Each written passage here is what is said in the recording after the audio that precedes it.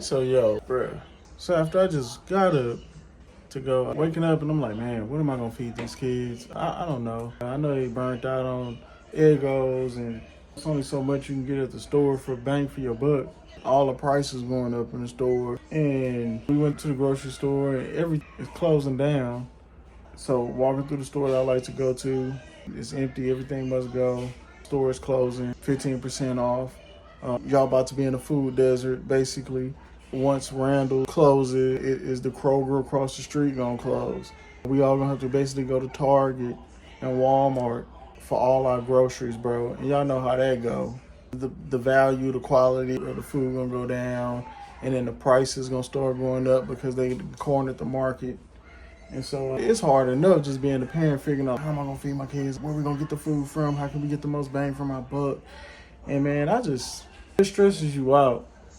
And then making do with what I got, trying to be creative and give them fruit, making sure they got a balanced breakfast, everything around it. And so after I made 4 meals, because I got 4 kids, we got all their plates. And then certain kids are picky, so you got to put certain fruit and certain things in certain ways so that they all eat their breakfast, right?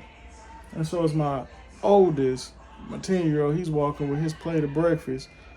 My 7-year-old gets up and runs, basically knocked all his food out of his hand. So I'm like, bro, you got to be kidding me. I just put in all this effort, bro, it's not easy. You got a budget. I had to contemplate, come up with a list, be strategic. What should I get? What shouldn't I get? What are they most likely going to eat?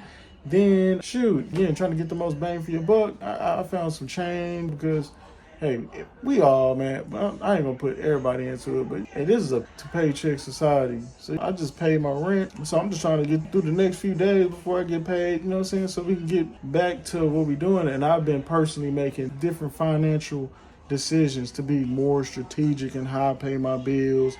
And it's getting better. I'm getting better with my budget and I'm making my bills work with me. Certain things I'm doing. And it's going to take a little hurt to get to financial freedom. So right now we through the little strain. But it's like, man, I went to the coin store this morning. I had a bag of change. It came out to $12, saying something I found in my cup holder. I had money on my card, but it's like, bro, if I can not use my card, I'm trying to not use my card as possible. So I've been trying to use change, things I find around the house, using that spare change, it adds up. So I went through the coin store, got about $12, and was able to pay for half of the groceries that we needed this morning.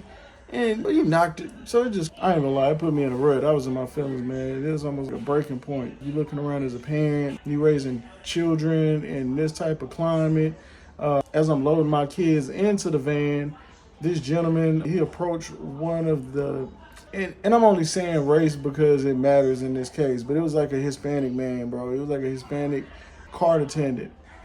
And so the gentleman that was shopping there, he was talking to him, and then all of a sudden I just heard him go back to Mexico, right? You tell him go back to Mexico.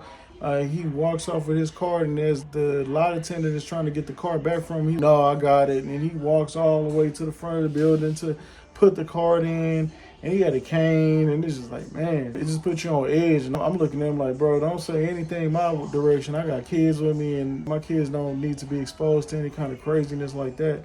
But it's just, man, it's tough, and it's going to get tougher and better because we're going to adapt. I'm saying I'm not going to sit down and take a line down. We still going to be creative in how we adjust to the financial strain of this whole country, man. That took the wind out of me, but it's all good. God knows I tried. And they saw how I cooked their breakfast, so it's not on me. But trying to make sure your kids got something to eat, some food on their backs, a roof over their heads.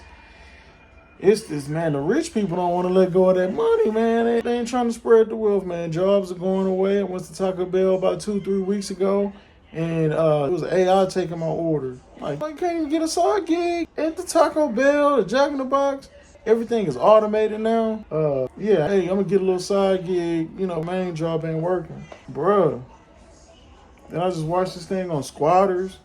People in people's houses, they ain't got nowhere to go, so people found in foreclosed homes. Them printing out fake leases. People getting chlorina food, like fast on chlorina. Man, something gotta give. I think immigration is what's really gonna happen. But when they start kicking people up out of here, who to say you won't end up kicked out? So we're not gonna let this, down. We're gonna keep faith. We're gonna stay prayed up. Gonna do the right thing, not let the devil or kind of, any kind of, get us off our square, man. But yeah. Baby, listen to me, please.